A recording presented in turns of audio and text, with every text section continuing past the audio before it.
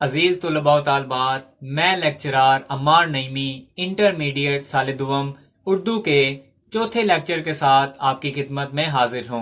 आज हम चौथा चैप्टर जो कि लिखा है मोहम्मद हुसैन आज़ाद ने, जिनका शुमार उर्दू के अरकाने खमसा में होता है, उसका मुताला करेंगे। उन्होंने उनके जो सबक है उसका नाम है मेहनत पसंद खिरदमंद। तो आज हम इसका मुताला करेंगे और इसकी सिन्फ क्या है वो जानेंगे, सिन्फ की तफसील जानेंगे। इसके अलावा मोहम्मद हुसैन आज़ाद का तारुफ क्या है वो मैं आपको लिखवाऊंगा और इसके बाद हम सबक का मुताला करेंगे, रीडिंग करेंगे। तो ये सब मैं आपकी स्क्रीन पर शेयर करता हूँ, देखिएगा। जी स्टूडेंट्स, तो जैसा कि मैंने आपको बताया कि आज हम उर्दू के चौथे सबक यानी मेहनत पसंद खिरदमंद का मुताला करेंगे, जो कि लिखा है मोहम्मद हुसैन आज़ाद ने। और मोहम्मद हुसैन आज़ाद का शुमार उर्दू अदब के अरकाने खमसा में होता है। अरकाने खमसा से क्या मुराद है, ये बहुत अहम चीज़ है, ये आपको मालूम होनी चाहिए। यानी कि खम्स जो लफ्ज़ है बेटा, ये इसका मतलब होता है पांच, यानी उर्दू के पांच रुकन, पांच ऐसी शख्सियात जिन्होंने मिलकर उर्दू की अमारत को उठाया हुआ है। इसको इस तरह से भी देखा जा सकता है। तो उनके नाम क्या क्या हैं वो मैं लिख रहा हूँ। इनमें जो पहला नाम है वो है सर सैयद अहमद खान। ये वो पहले शख्स हैं जिनका शुमार अरकाने खमसा में होता है। उसके बाद मौलाना शिबली नुमानी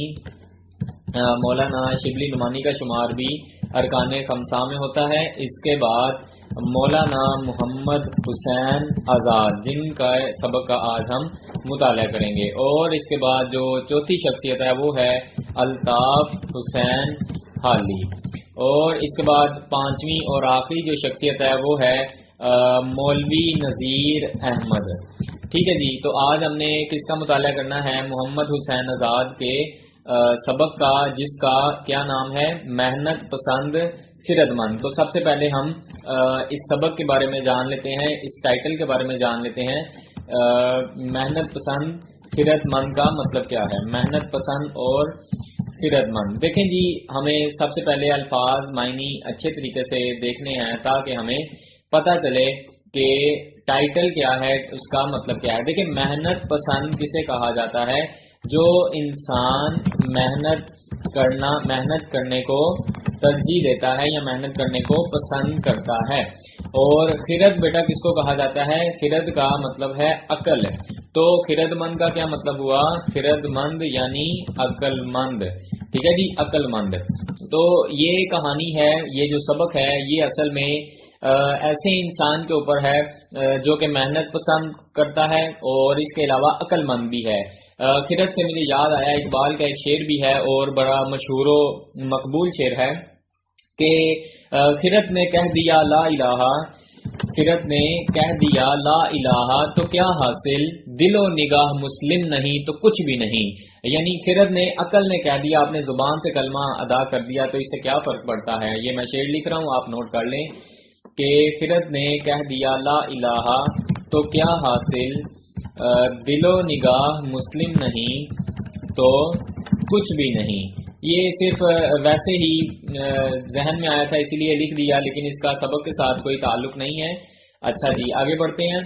तो आगे हम देखते हैं कि ये सबक जो है असल में इसकी सिन्फ क्या है। बेटा, मैंने लास्ट लेक्चर में आपको बताया कि सिन्फ अदब यानी अदब की कौन सी किस्म है, अदब की कौन सी किस्म है। तो अदब की कौन सी किस्म, जैसे नावल होता है, अफसाना होता है, दास्तान होती है। इसी तरह से लास्ट टाइम जो तीसरा हमने पढ़ा था सबक नवाब मोहसिन अल मुल्क का, वो था खाका। तो ये जो आज है ये दर हकीकत एक तमसील है, यानी इसकी सिन्फ क्या है? तमसील निगारी आप कह सकते हैं इसको, या सबक तमसीली भी लिख सकते हैं। सिर्फ इसका मतलब क्या होता है ये मैं आपको बता देता हूँ। तमसील किसे कहा जाता है?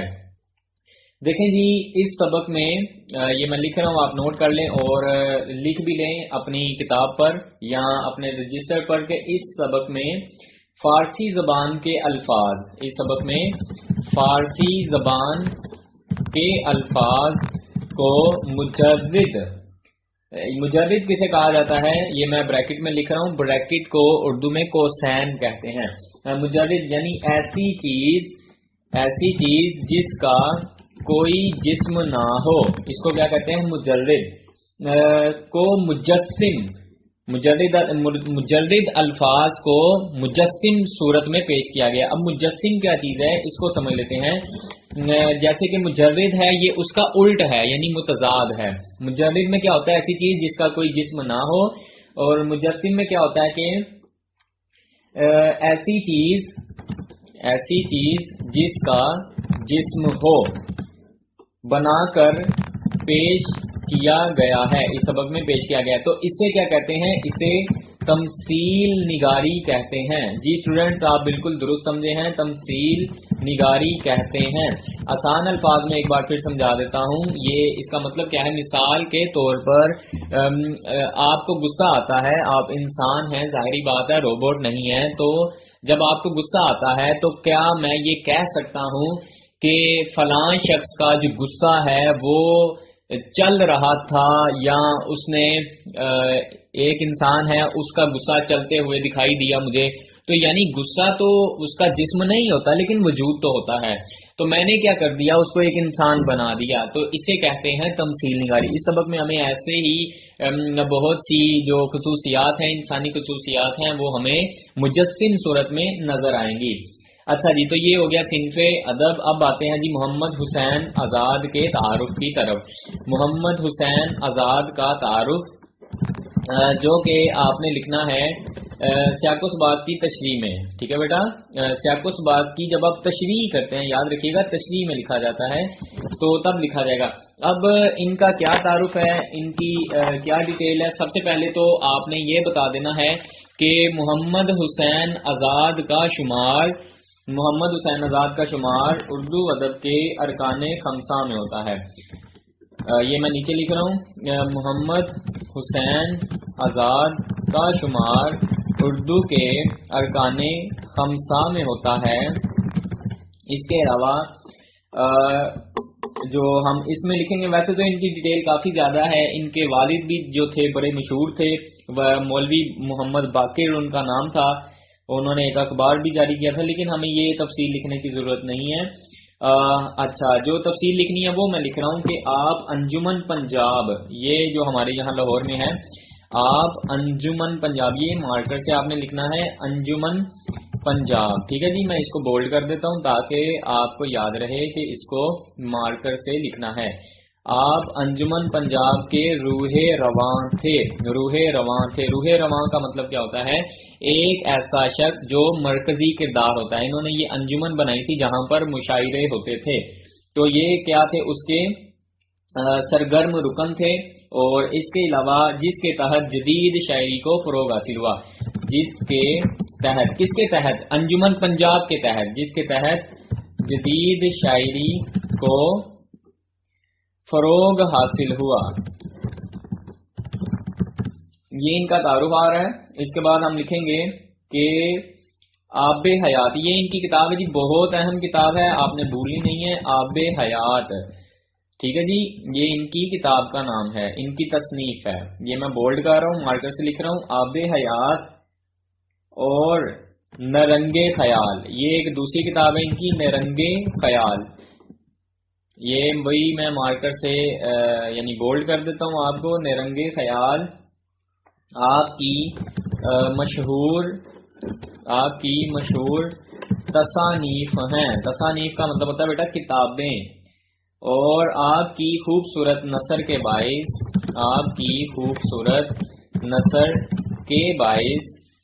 آپ کو مرقع ساز ادیب کہا جاتا ہے۔ یہ مرقع ساز کیا ہوتا ہے بیٹا؟ اس کا مطلب ہوتا ہے ایک ایسا ادیب جب بھی وہ لکھتا ہے تو اس کی لکھائی، اس کا لکھنے کا سٹائل، انداز ایسا ہوتا ہے کہ پڑھنے والا مرعوب ہو جاتا ہے، وہ سمجھتا ہے کہ اس نے بڑی خوبصورت نثر لکھی ہے۔ جی بیٹا، تو اب آتے ہیں سبق کی طرف۔ تو اب میں آپ کے ساتھ کتاب شیئر کر رہا ہوں، آپ اپنی اسکرین پر دیکھ رہے ہیں، اس کا آپ اسکرین شاٹ لے لیں۔ آپ ویڈیو پوز کر سکتے ہیں، ویڈیو پوز کر کے آپ یہ جو میں نے پہلے بتائی ہیں چیزیں ان کا اسکرین شاٹ لے سکتے ہیں۔ تو آتے ہیں جی کتاب کی طرف۔ یہ ہے آپ کی کتاب جی اسٹوڈینٹس، محنت پسند خرد مند۔ اچھا، ایک چیز بہت اہم ہے کہ محمد حسین آزاد کی تاریخ پیدائش کیا ہے، یہ ایم سی کیوز میں پوچھی جاتی ہے۔ اس کے علاوہ ان کی ڈیٹ آف ڈیتھ کیا ہے، 1910، اور پیدائش کیا ہے، 1830۔ اچھا جی بیٹا، تو پڑھتے ہیں کہ سیر کرنے والے گلشن حال کے۔ اچھا، گلشن حال سے کیا مراد ہے؟ گلشن حال سے مراد ہے موجودہ زمانہ، ٹھیک ہے بیٹا۔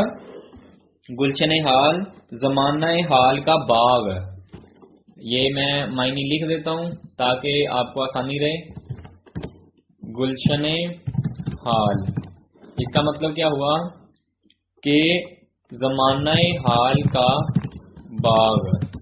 جی آگے دیکھتے ہیں کہ سیر کرنے والے گلشن حال کے اور دوربین لگانے والے۔ دوربین سے کیا مطلب ہے؟ دوربین کا مطلب ہے مستقبل پر، دوربین کا مطلب ہے مستقبل پر نظر ڈالنے والے، نظر ڈالنے والے۔ جی تو یہ آ گیا اس کا مطلب۔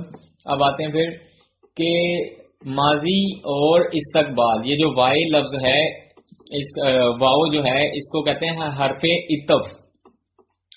استقبال کے روایت کرتے ہیں، یعنی ہمیں بتاتے ہیں کہ جب زمانے کے پیراہن پر، پیراہن کا مطلب ہوتا ہے لباس، پیراہن پر گناہ کا داغ نہ لگا تھا، یعنی ابھی جو سوسائٹی ہے، یہ دنیا جب بنی تھی تو ظاہری بات ہے گناہ نہیں تھا، لوگ خوشی سے رہتے تھے، اور دنیا کا دامن بدی کے غبار سے، یعنی برائیوں سے، بدی کے غبار سے، برائیوں سے پاک تھا۔ تو تمام اولاد آدم، حضرت آدم علیہ السلام کی جو اولاد ہے، مسرت عام یعنی خوشیاں منا رہی تھی، اور بے فکری کے مدام، مدام کا مطلب ہے ہمیشہ ہمیشہ کے لیے رہنے والا عالم دنیا میں بسر کرتے تھے۔ ملک ملک فراغ تھا، ملک فراغ سے کیا مراد ہے؟ سکھ چین کا ملک ہونا، ایک ایسی جگہ جہاں پہ سکھ ہی سکھ ہے، اور خسرو آرام، یہ بادشاہ جی وہاں کا most important M C Qs ہے کہ وہاں کا بادشاہ کون تھا؟ خسرو آرام، ٹھیک ہے جی۔ دیکھیں واو کے نیچے زیر لگا دی گئی ہے، بچے اس کو خسرو نہ پڑھیں تاکہ خسرو آرام اس کو پڑھیں۔ یہ حکمران ہے، رحم دل اور فرشتہ مقام، گویا ان کا بادشاہ تھا۔ فرشتہ مقام ہے جیسے فرشتہ پاک صاف ہوتا ہے نا، گناہ نہیں کرتا، گناہ سے پاک، تو وہ بھی ویسا ہی تھا۔ وہ نہ رعیت سے، رعیت کسے کہتے ہیں جی؟ عوام کو، عوام سے خدمت چاہتا تھا جیسے دوسرے بادشاہ چاہتے ہیں میری خدمت کرو، نہ کسی سے خراج باج مانگتا تھا۔ خراج باج کو آپ ٹیکس کہہ سکتے ہو کہ وہ کسی سے بھی ٹیکس وصول نہیں کرتا تھا، یا کہتا تھا مجھے اٹھ کے سلام کرو، ایسی اس کی سوچ نہیں تھی۔ اس کی اطاعت اور فرما برداری اسی میں ادا ہو جاتی تھی کہ آرام کے بندے، یعنی وہاں کے جتنے بھی لوگ ہیں، قدرتی گلزاروں، گلزار کا مطلب ہوتا ہے باغ میں گلگشت کریں، گلگشت کریں ٹہلتے رہیں، ٹھیک ہے، یعنی مستی کے عالم میں وہاں پہ سیر کریں، وہاں جتنے بھی باغات ہیں سیر کرو، یہی اس کی خدمت ہے۔ ہری ہری سبزے کی کیاریوں میں لوٹتے تھے، یعنی وہاں پہ جو کیاریاں ہوتی ہیں نا وہاں پہ وہ لوٹتے تھے، مچلتے تھے، گھومتے تھے، انجوائے کرتے تھے۔ آب حیات، آب حیات بیٹا تلمی ہے، تلمی کا کیا مطلب ہوتا ہے یہ لکھ لیں، تلمی یوں لکھا جائے گا، اس کا مطلب ہے کہ جب نثر یا شعر میں شاعر یا ادیب کسی گزرے ہوئے واقعے کی طرف اشارہ کرے، کسی گزرے ہوئے واقعہ کی طرف اشارہ کرے تو اسے تلمیح کہتے ہیں۔ اب بیٹا یہ جو ہے آب حیات اگر ہم دیکھیں تو آب حیات تلمیح ہے کس طرح سے؟ اس کا مطلب ہے یہ ایک ایسا پانی ہے کہ جس کے بارے میں کہا جاتا ہے، جس کے بارے میں کہا جاتا ہے کہ جو اسے پی لیتا ہے وہ کبھی بھی نہیں مرتا، وہ کبھی بھی نہیں مرتا، ٹھیک ہے جی۔ یہ اس کی سب سے بڑی خوبی ہے اس پانی کی، لیکن یہ کہاں پر موجود ہے دنیا میں اس کے بارے میں کسی کو بھی نہیں معلوم۔ بہرحال استعمال ہوا ہے تو میں نے آپ کو بتا دیا کہ یہ کیا ہے، آب حیات کے دریاؤں میں نہاتے تھے، یعنی وہ ایسے دریا میں نہاتے تھے جس میں نہانے سے وہ کبھی بھی نہیں مریں گے۔ ہمیشہ وقت صبح کا اور سدا موسم بہار کا رہتا تھا. بیٹا یہ جنت کا نقشہ کھینچا گیا ہے کہ جنت میں بھی اللہ تعالیٰ نے یہی ماحول بتایا ہے کہ وقت ہمیشہ صبح کا رہے گا, نہ وہاں پہ رات ہوگی نہ وہاں پہ دوپہر ہوگی, صبح کا وقت ہوگا ہمیشہ, اور موسم جو ہے وہ ہمیشہ بہار کا رہے گا. یہ بہت اہم MCQs ہے. نہ گرمی میں تہ خانے سجانے پڑتے. تہ خانے سجانے کا مطلب کیا ہوتا ہے؟ دیکھیں گرمی جب آتی ہے نا تو برف لوگ بناتے ہیں نا, آج بھی بناتے ہیں, تو وہ کیا کرتے ہیں تہ خانوں میں برف بنتی ہے جہاں سے یہ باہر بکتی ہے نا برف. تو آپ اگر دیکھیں کہ یہاں کہاں پہ یہ برف مینوفیکچر ہو رہی ہے تو آپ کو معلوم ہوگا کہ یہ جو برف ہے یہ تہ خانوں میں بنتی ہے. تو گرمی میں تہ خانے نہیں سجانے پڑتے تھے, نہ سردی میں آتش خانے روشن کرتے. آتش کا مطلب ہوتا ہے بیٹا آگ, یعنی ایسی جگہ جہاں پہ آگ جلائی جاتی ہے تاکہ تمام لوگ سردی میں بھی کیا لوگ محسوس کریں کہ موسم گرم ہی ہے. قدرتی سامان اور اپنے جسموں کی قوتیں ایسی موافق پڑی تھی. موافق کا مطلب کیا ہے؟ راس آ جاتی ہے نا, کوئی چیز موافق آ جاتی ہے, راس آ جاتی ہے. تو وہ کہتے ہیں کہ قدرتی سامان ہی ان کے پاس اتنا زیادہ تھا اور اپنے جسموں کی قوتیں طاقتیں, جسم کی طاقت ہی بہت زیادہ تھی کہ جاڑے کی, جاڑا کہتے ہیں سخت سردی کو, جاڑے کی سختی ہو یا ہوا کی گرمی معلوم ہی نہ ہوتی تھی. ٹھنڈے اور میٹھے پانی نہروں میں بہتے تھے. چشمے پر لوگ جھکتے اور منہ لگا کر پانی پیتے تھے. وہ شربت سے سوا, بیٹا یہ جو لفظ ہے نا یہ سوا نہیں ہے, یہ سوا ہے یعنی زبر کے ساتھ. یہ میں لکھ دیتا ہوں, یہ دیکھیں سین کے اوپر زبر آ گئی, یہ زبر آ گئی سوا, اس کا مطلب ہوتا ہے زیادہ ہونا. ٹھیک ہے بیٹا, بھولنا نہیں آپ نے کیا کہ سوا کا مطلب ہے زیادہ. شربت سے زیادہ مزہ اور دودھ سے زیادہ قوت دیتے تھے, دودھ سے زیادہ طاقت ملتی تھی ان چشموں کا پانی پینے سے. اس کے بعد ہے جسمانی طاقت قوت ہاضمہ کے ساتھ رفیق تھی. قوت ہاضمہ, بیٹا آپ برگر کھاؤ شوارما کھاؤ, جب تک آپ کے اندر قوت ہاضمہ نہیں ہے, ہضم کرنے کی طاقت نہیں ہے نا, تو آپ کو کھایا پیا بیکار ہے. لیکن وہ جو لوگ تھے ان کے پاس اچھی خاصی طاقت تھی, وہ اس کو ہضم کر سکتے تھے. بھوک نے ان کی اپنی ہی زبان میں ذائقہ پیدا کیا تھا کہ سیدھے سادے کھانے اور جنگلوں کی پیداواریں رنگا رنگ نعمتوں کے مزے دیتے تھے. اب وہاں پہ ظاہری بات ہے جنگل میں جتنے بھی درختوں تھے, درختوں پہ پھل اگتا تھا وہ وہی کھاتے تھے. آب و ہوا قدرتی غذائیں تیار کر کے زمین کے دسترخوان پر چن دیتی تھی. یعنی ظاہری بات ہے آج کل تو دسترخوان ٹیبل پر لگتا ہے, پہلے زمین پر چٹائی بچھائی جاتی تھی تو وہاں پہ چن دیا جاتا تھا. چننے سے کیا مراد ہے؟ ایک برتن لایا زمین پر رکھ دیا, پھر دوسرا لایا رکھ دیا. اس کو اردو میں کہتے ہیں چننا, چن دیتی تھی. وہ ہزار مقوی, مقوی کہتے طاقتور کو, اور مفرہ خانے, مفرہ خانے کا کیا مطلب ہوتا ہے؟ یعنی راحت بخش, جس سے ہمیں فرت ملتی ہے, سکون ملتا ہے. مفرہ خانے کے کام دیتی تھی. صبا و نسیم, یہ ہوائیں ہیں. صبا و نسیم کی شمیم میں ہوائی خوشبوؤں کے عطر مہک رہے تھے. اچھا اس کا کیا مطلب ہوتا ہے؟ صبا و نسیم آپ کو پتا ہے کہ ہوا کو کہتے ہیں, اور شمیم کہتے ہیں خوشبو. ان ہوا کی جو خوشبو ہے وہ ہوائی خوشبوؤں کے عطر مہک رہے تھے. یعنی آسان الفاظ میں یوں سمجھ لیں کہ ہر طرف کیا تھی؟ خوشبو مہک رہی تھی. بلبلوں کے چہچہے, خوش آواز جانوروں کے زمزمے, یعنی ان کی اٹکھیلیاں جو وہ آوازیں نکال رہے ہیں. زمزمے یعنی گیت, یہ میں ہائی لائٹ کر دیتا ہوں, زمزمے گیت سنتے تھے. خوبصورت خوبصورت چرند پرند آس پاس کلیل کرتے پھرتے تھے. کلیل کا کیا مطلب ہوتا ہے کہ مستی کرنا, کلا بازیاں لگانا. کلیل کرنا, کلا بازیاں لگانا. جا بجا درختوں کے جرمٹ تھے, یعنی ہر جگہ پر درخت ہی درخت تھے. انہی کے سائے میں سب چین سے زندگی بسر کرتے تھے. یہ عیش و آرام کے قدرتی سامان اس بہتات سے تھے. بہتات کا مطلب ہوتا ہے بہت زیادہ ہونا, کہ ایک شخص کی فراوانی سے دوسرے کے لیے کمی نہ ہوتی تھی اور کسی طرح ایک دوسرے کو رنج یعنی تکلیف نہیں پہنچتی تھی. سب کی طبیعتیں خوشی سے مالا مال اور دل فارغ البال تھے, یعنی بے فکر تھے. فارغ البال, بے فکر تھے ان سب کے دل. بیٹا یہ جو پیراگراف ہے پیج کے آخر میں یہ بہت ہی اہم ہے اقتباس کی تشریح کے حوالے سے. کیا کہ اتفاقاً ایک میدان وسیع میں, کوئی بہت بڑا میدان ہے, وہاں پہ کیا ہوا؟ تختہ پھولوں کا کھلا کہ اس سے عالم مہک گیا. وہ جو دنیا تھی وہ مہک اٹھی, مگر بو یعنی اس سے نکلنے والی جو بو ہے اس کی گرم اور تیز تھی. یعنی اس کا کیا مطلب ہے کہ وہ جو بو ہے وہ بہت دور تک پھیلے گی. تاثیر یہ ہوئی کہ لوگوں کی طبیعتیں بدل گئیں اور ہر ایک کے دل میں خود بخود یہ کھٹک پیدا ہوئی. اب بیٹا کھٹک کا کیا مطلب ہے؟ خدشہ، یہ ڈر پیدا ہوا کہ سامان عیش و آرام کا جو کچھ ہے میرے ہی کام آئے اور کے پاس نہ جائے. اس کو کیا کہتے ہیں بیٹا؟ اس کو حسد کہتے ہیں. کہ یعنی حسد کی کیا تعریف ہے کہ دوسرے کے پاس نہ چیز رہے میرے پاس رہے، میرے پاس آ جائے، دوسرے سے بھی چھن جائے. تو لوگوں کے اندر حسد پیدا ہو گیا. وہ جو وہاں پہ تختہ پھولوں کا قلعہ، اب وہ تختہ پھولوں کا کیا قلعہ؟ یعنی دنیا تھی جب آغاز میں بنی، سکون تھا، عیاشی تھی، موج مستی تھی، لیکن پھر اتفاقاً ظاہری بات ہے ٹویسٹ بھی تو آنا ہے نا کہانی میں. اسی طرح سے کیا ہوا، وہاں پہ حسد پیدا ہو گیا لوگوں کے دلوں میں. اس غرض سے اس گلزار میں گلگشت کے بہانے، گلگشت میں اوپر آپ کو بتا چکا ہوں، ٹہلنا کے بہانے، کبھی تو فریب کے جاسوس، فریب کہتے بیٹا دھوکے کو، فریب کے جاسوس، اور کبھی سینہ زوری کے شیاطین آ کر چالاکیاں دکھانے لگے. ٹھیک ہے جی. اب سینہ زوری کے شیاطین، سینہ زوری کرنا یعنی اپنی طاقت کا اظہار کرنا کہ میں ہی ہوں سب کچھ. یہاں تک بھی پیراگراف آتا ہوتا ہے.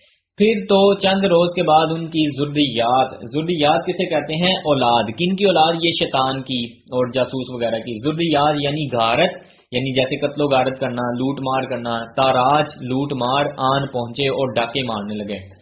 جب راحت و آرام کے سامان یوں پیدا ہونے لگے تو رفتہ رفتہ غرور، خود پسندی کا مطلب ہوتا ہے سیلفش ہونا، اپنے آپ کو پسند کرنا، نے اس باغ میں آ کر قیام کر دیا. اس کے اثر صحبت سے، یعنی یہ جو برائیاں آئی ہیں اس سے کیا ہوا، لوگ بہت خراب ہوئے کیونکہ وہ اپنے ساتھ دولت کا پیمانہ لائے. یہ جتنی بھی برائیاں آئیں یہ دولت کا پیمانہ لائی. دولت کا پیمانہ کیا ہوتا ہے کہ بھئی میرے پاس زیادہ پیسہ ہے سو میری عزت زیادہ ہونی چاہیے، جیسا کہ آج ہماری سوسائٹی میں یہ چیز رائج ہے. پہلے تو خدائی کے کارخانے فارغ البالی کے آئین اور آزادی کے قانون کے باموجب کے سبب کھلے ہوئے تھے. اب پہلے جو تھے خدائی کے، یعنی اللہ تعالیٰ نے جو بنائے ہیں کارخانے سے مراد ہے نعمتیں اس کی. فارغ البالی یعنی فارغ البالی کیا سکون ہے کہ آئین جو قانون بنا ہوا ہے آزادی کی وجہ سے کھلے ہوئے تھے. یعنی عیش وافر اور سامان فراواں جو کچھ درکار ہو موجود تھا، اور اسی بے احتیاطی کو لوگ تونگری کہتے تھے. تونگری کہتے ہیں مالداری، امیر ہونا، پیسہ دولت ہونا. پھر یہ سمجھنے لگے کہ اگر ہمارے پاس ہر شے ضرورت سے زیادہ ہو اور ہمیں اس کی حاجت بھی ہو یا نہ ہو، لیکن تونگری ہم جب ہی ہوں گے، امیر ہم تبھی ہوں گے جبکہ ہمارا ہمسایہ ہمارا محتاج ہو. ہر چند اس بیچارے ضرورت کے مارے کو خرچوں کی کثرت اور ضرورتوں کی شدت سے زیادہ سامان لینا پڑا ہو، مگر انہیں جب ہم سائے خوشحال نظر آتے تھے تو جل جاتے تھے اور اپنے تئیں یعنی اپنے آپ میں محتاج خیال کرتے تھے. آسان الفاظ میں سمجھا دیتا ہوں. یعنی بیٹا دیکھو، آپ ہو، آپ کے پاس مہران گاڑی ہے، آپ کے پاس 3 مرلے کا اپنا ذاتی گھر ہے، آپ کے پاس آپ کے گھر میں اے سی بھی ہے، تو یہ ساری ضروریات کی چیزیں ہیں. تو آپ امیر ہوئے نا، آپ کے پاس یہ ساری چیزیں ہیں، آپ امیر ہو، آپ یہ فیل بھی کرتے ہو ہاں یار ہم امیر ہیں. لیکن جب آپ اپنے ہمسائے کی طرف دیکھتے ہو، آپ دیکھتے ہو یار میرے پاس مہران ہے، اس کے پاس کرولا ہے، میرا گھر 3 مرلے کا ہے، اس کا گھر 5 مرلے کا ہے، میرے گھر میں کوئی گارڈ بھی نہیں ہے، اس کے گھر میں کیمرے بھی لگے ہوئے ہیں. تو یہ جو چیزیں ہوتی ہیں نا یہ حسد پیدا کرتی ہیں. تو حسد آ گیا نا لوگوں میں. تو یہ جو پیراگراف ہے یہ اسی پر لکھا ہوا ہے. اس بد نیتی کی سزا یہ ہوئی، اب لوگوں کی نیت خراب ہوئی نا، بد نیتی کی سزا یہ ہوئی کہ احتیاج یعنی غربت اور افلاس نے، افلاس یہ ہم مترادف الفاظ ہیں، یعنی اس کا مطلب کیا ہوا، افلاس غربت، احتیاج ضرورت نے بزرگانہ لباس پہنا اور ایک پیر زادے بن کر آئے. پیر زادہ کسے کہتے بیٹا؟ پیر زادہ یہاں پر ہے پیر کا بیٹا. پیر صاحب ہوتے ہیں نا جو لوگوں کو مشکلات سے نکالتے ہیں. حضرت انسان کے طمع خام کے خمیر تھے. حضرت انسان یعنی جو انسان لوگ ہیں ان کے خمیر میں، ان کی نیچر میں کیا چیز شامل ہے؟ طمع خام، لالچ شامل ہے. اچھا، اس کے بعد ہے خسرو آرام جو بادشاہ تھا کی عقیدت چھوڑ کر ان کی طرف رجوع ہوئے، چنانچہ سب ان کے مرید اور معتقد ہو گئے. معتقد پیروی کرنے والے، اور ہر شخص اپنے تئیں یعنی اپنے آپ میں حاجت مند ضرورت مند ظاہر کر کے فخر کرنے لگا. مقام افسوس یہ ہے کہ اس بد نیت نحس قدم کے آنے سے ملک فراغ کا رنگ بالکل بدل گیا، یعنی انواع و اقسام کی حاجتوں یعنی ضرورتوں نے لوگوں کو آن گھیرا۔ سال میں 4 موسم ہو گئے، پہلے کتنے موسم تھے جی؟ ایک ہی موسم تھا بہار کا۔ زمین بنجر ہوگی، میوے کم ہونے لگے۔ میوے کس کو کہتے ہیں جی؟ فصلوں کو یعنی پھلوں کو۔ ساگ پات اور موٹی قسم کے نباتات پر گزران ٹھہری، یعنی یہ جو فصلیں ہیں ساگ اور موٹی قسم کی نباتات، صرف اسی پر گزارا ہونے لگا، گزران ٹھہری، گزارا ہونے لگا۔ خزاں کے موسم میں کچھ برے بلے اناج بھی پیدا ہونے لگے، لیکن جاڑے نے، سخت سردی نے بالکل لاچار کر دیا۔ کبھی کبھی قحط سالی کا ٹڈی دل چڑھ آتا۔ قحط سالی کا مطلب کیا ہوتا ہے بیٹا جی؟ جب بارشیں نہیں ہوتی تو قحط پڑ جاتا ہے، زمین سوکھ جاتی ہے اور فصلیں نہیں اگتی۔ ٹڈی دل، آپ نے دیکھا ہوگا ٹڈیوں کا حملہ آ جاتا ہے، یہ ٹڈی دل نہیں ہوتا، دل ہوتا ہے۔ دل کس کو کہتے ہیں؟ لشکر کو، ٹھیک ہے جی۔ ٹڈی دل چڑھ آتا، یعنی قحط کا جو سال ہے وہ آ جاتا تھا۔ اسی لشکر میں وبا یعنی بیماریاں اور امراض گول کے گول یعنی بہت بڑی تعداد میں بیماریاں اپنے ساتھ لے کر آتے اور تمام ملک میں پھیل جاتے۔ غرض عالم میں یعنی پوری دنیا میں ایسا تہلکہ پڑا کہ اگر ملک فراغ کے انتظام میں نئی اصلاح نہ کی جاتی تو یک قلم یعنی ایک ہی بار برباد ہو جاتا۔ سب دکھ تو سہ سکتے تھے مگر قحط، بیٹا یہ بہت مشکل چیز ہے۔ حضرت یوسف علیہ السلام کے دور میں بھی قحط آیا تھا، لیکن اس قحط میں سے حضرت یوسف علیہ السلام نے ہمیں کیسے نکالا، اپنی قوم کو کیسے نکالا، یہ ہمیں کوئی نہیں بتاتا۔ مینجمنٹ ہمیں سکھائی نہیں گئی نا، ہمیں تو لڑائیاں کرنی سکھائی گئی ہیں۔ قحط کی مصیبت غضب تھی، چونکہ یہ ساری نحوستیں احتیاج ضرورتوں کو کہتے ہیں، اور افلاس غربت کی نحوست سے نصیب ہوئی تھی، اسی لیے سب اپنے کیے پر پچھتائے۔ جی یہ پیراگراف بھی موسٹ امپورٹنٹ ہے، عالم کا رنگ بے رنگ دیکھ کر، ٹھیک ہے جی، عالم کا دنیا کا رنگ بے رنگ دیکھ کر تدبیر اور مشورہ۔ اب بیٹا دیکھیں یہ تمثیل ہے نا، تدبیر اب ریالٹی میں تو نہیں نا انسان ہے کوئی، مشورہ کوئی انسان ہے، وہ تو میں بھی آپ کو دے سکتا ہوں، آپ مجھے دے سکتے ہیں، تو وہ انسانی صورت میں ظاہر ہوئے ہیں، یعنی مجرد چیزیں مجسم صورت میں ظاہر ہو رہی ہیں۔ تدبیر اور مشورہ دو تجربہ کا دنیا سے کنارہ کش ہو گئے، وہ الگ ہو گئے، اور ایک سیب کے درخت میں جھولا ڈالے الگ باغ میں جھولا کرتے تھے۔ MC گزر جی سیب کے باغ میں، یہ وہی سیب ہے جو نیوٹن کے اوپر گرا تھا۔ البتہ جو صاحب ضرورت ان کے پاس جاتا اسے اصلاح مناسب بتا دیا کرتے تھے، بتا دیتے، کوئی جاتا تھا تو بتا دیتے تھے۔ یہ سب مل کر ان کے پاس گئے کہ برائے خدا اللہ کے واسطے کوئی ایسی راہ نکالی ہے جس سے احتیاج یعنی ضرورتیں اور افلاس یعنی غربت کی بلا سے بندگان خدا اللہ کے بندوں کو نجات حاصل ہو۔ وہ بہت خفا ہوئے اور کہا کہ اپنے کیے کا علاج نہیں، یعنی وہ جو مشورہ تھا اس نے کہا کہ بھئی تمہاری غلطی ہے، میں کیا کروں۔ خسرو، اب وہ ڈانٹ رہا ہے ان کو، کہتا ہے خسرو آرام ایک فرشتہ سیرت بادشاہ تھا، تم نے اس کا حق شکر ادا نہ کیا، اس آفت کو اپنے ہاتھوں سڑ لیا۔ یہ افلاس، یہ غربت ایسی بری بلا ہے کہ انسان کو بے کس کر دیتی ہے، مانگے تانگے کے سوا خود اس کا کچھ پیشہ نہیں۔ یہاں تک یہ ہے جی اقتباس کی تشریح۔ دیکھو اسی نے ملک فراغ کو کیسا تباہ کر دیا ہے کہ دلوں کے باغ ہرے برے ویران ہوتے جاتے ہیں، اب اس کے نکلنے کی کوئی صورت سمجھ میں نہیں آتی، مگر یہ کہ ہم نے سنا ہے احتیاج و افلاس کا ایک بیٹا بھی ہے۔ کیا نام ہے اس کا؟ خرد مند، یعنی عقل مند، محنت پسند خرد مند ہے۔ یہ بہت اہم MCQs ہے کہ خرد مند محنت پسند، یہ کس کا بیٹا جی؟ یہ احتیاج اور افلاس کا بیٹا ہے۔ بہت اہم MCQs ہے اسٹوڈنٹس۔ اس کا رنگ ڈنگ کچھ اور ہے کیونکہ اس نے امید کا دودھ پیا۔ MCQs ہے جی خرد مند نے کس کا دودھ پیا؟ امید کا۔ ہنر مندی نے اسے پالا ہے۔ یہ سب MCQs جا رہے ہیں۔ کمال کا شاگرد ہے، یہ بھی بہت اہم MCQs ہے۔ ہو سکے تو جا کر اس کی خدمت کرو اگر اسی کا بیٹا ہے، فرزند ہے یعنی بیٹا ہے، لیکن اول تو سلطنت کا مقدمہ درمیان ہے، یعنی بیچ میں سلطنت آ جاتی ہے۔ دوسرے ماں کے دودھ کا زور اس کے بازوؤں میں ہے، استاد کی پھرتی ہے نا، اس کی خوبیاں بتا رہا ہے، استاد کی پھرتی اور چالاکی طبیعت میں ہے۔ کس کی خوبیاں؟ محنت پسند خیرت مند کی۔ شاید کچھ کر گزرے، تدبیر اور مشورے کا سب نے شکریہ ادا کیا اور سیدھے محنت پسند خیرت مند کے سراغ پر آئے، یعنی اس کی جگہ پر آئے جہاں پر وہ تھا، جو اس نے بتائی تھی کہ وہ سیب کے باغ میں ہوتا ہے۔ دامنے کوہ میں، یعنی پہاڑ، کوہ کس کو کہتے ہیں؟ پہاڑ کو۔ پہاڑ کے دامن میں دیکھا کہ ایک جوان قوی ہیکل، یعنی جیسے پنجابی میں کہتے ہیں نا گبرو جوان، یعنی ہٹا کٹا سا، بہت طاقتور، قوی ہیکل کھڑا تھا، چہرہ اس کا ہوا سے جریایا ہوا، یعنی ہوا کی وجہ سے نا اس کے چہرے پہ وہ نشان پڑ جاتے ہیں، جیسے ہوا چلتی ہے نا تو چہرے پہ وہ سلوٹیں آپ کہہ سکتے ہیں، اس طرح سے جڑیاں پڑ جاتی ہیں نا، وہ دھوپ سے تمتمایا ہوا، ظاہری بات ہے دھوپ میں رنگ بدل جاتا ہے، مشقت کی ریاضت سے یعنی محنت کر کر کے بدن اینٹھا ہوا ہے، بہت ایسے اسٹرانگ طاقتور، پسلیاں ابری ہوئی ہیں، یعنی پسلیاں ابری ہوئی ہیں، جیسے آج کل کوئی جم جاتا ہے تو وہ شولڈر کی گیم کرتا ہے تو اس کے جو شولڈر ہیں، اس کے کندھے ہیں، وہ کافی ابر جاتے ہیں۔ ایک ہاتھ میں کچھ کھیتی کا سامان، ایک ہاتھ میں معماری۔ معماری کس کو کہتے ہیں؟ عمارتیں بنانے کے لیے جو آپ کے پاس سامان ہوتا ہے اس کو معماری کا سامان کہتے ہیں۔ اوزار لیے ہانپ رہا ہے، ہانپ رہا ہے کیا مراد ہے اس سے؟ کہ سانس پھولا ہوا ہے اس کا، یعنی اس نے یہ اتنے اوزار اٹھائے ہوئے ہیں، اس کا سانس پھولا ہوا ہے۔ اور ایسا معلوم ہوا کہ ابھی ایک برج کی عمارت کی بنیاد ڈالی ہے۔ برج کی عمارت کسے کہتے ہیں؟ سب سے مشکل کام کرنا۔ برج یہاں پہ علامت کے طور پہ استعمال ہوا ہے، یعنی بڑی عمارت، جیسے برج خلیفہ ہے۔ سب نے جھک کر سلام کیا اور ساری داستان اپنی مصیبت کی سنائی۔ جی اب آگے پیراگراف ہے۔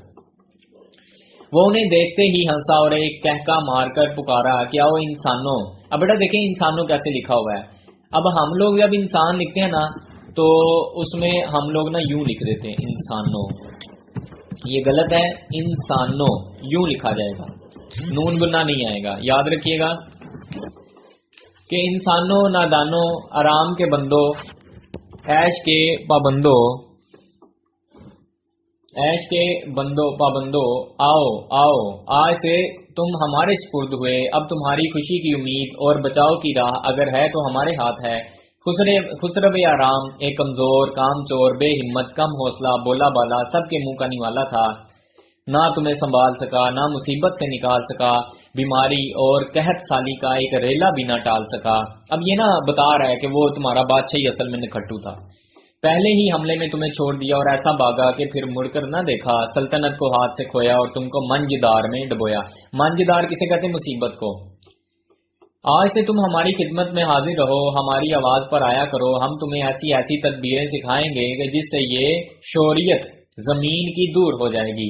اب یہ شوریت کا کیا مطلب ہے؟ بنجر پن، زمین کا جو بنجر پن ہے دور ہو جائے گا۔ بنجر کسے کہتے ہیں؟ ایسی زمین جس میں کوئی بھی فصل نہیں اگتی۔ ہوا کی شدت اعتدال پائے گی، یعنی ہوا جو ہے وہ نارمل ہو جائے گی، اتنی شدت نہیں ہوگی اس میں۔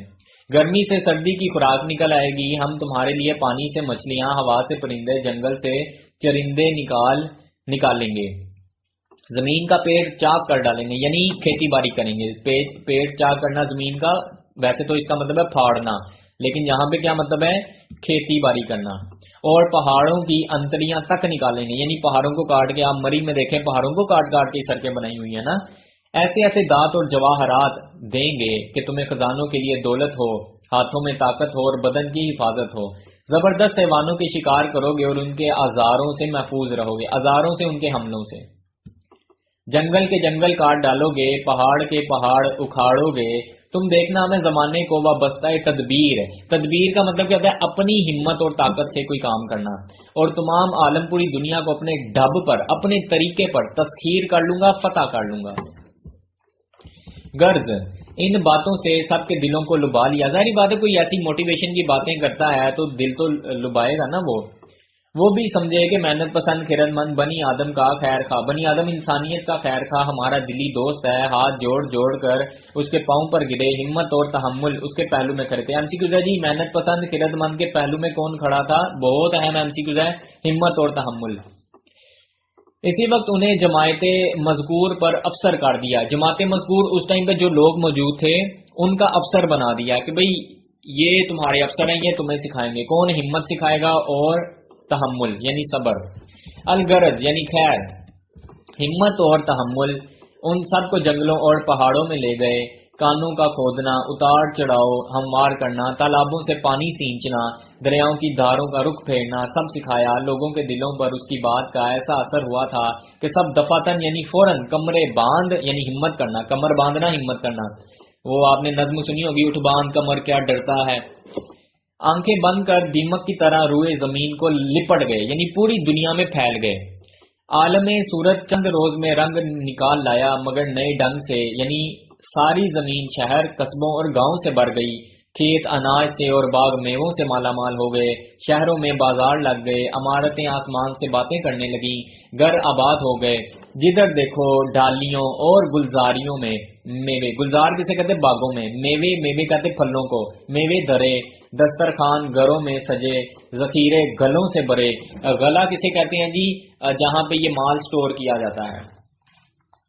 ذخیرے گلوں سے بھرے، کیا گھر کیا باہر، اس کے سوا کچھ نظر ہی نہ آتا تھا۔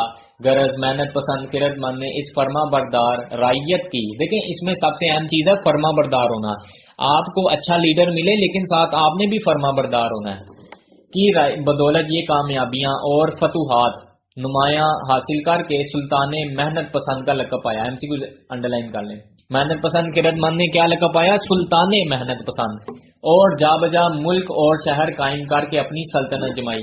موسٹ امپورٹنٹ آخری ایم سی ہے کہ یہ سبق کس کتاب سے لیا گیا ہے، تو آپ نے کیا بتانا ہے؟ نرنگے خیال سے، موسٹ امپورٹنٹ ہے۔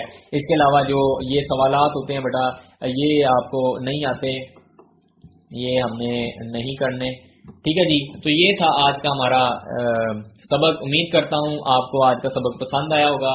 اگر آپ کا کوئی سوال ہے تو ضرور پوچھیے کمنٹ باکس میں، اور چینل بھی ضرور سبسکرائب کر دیجئے۔ خدا حافظ، اللہ نگہبان۔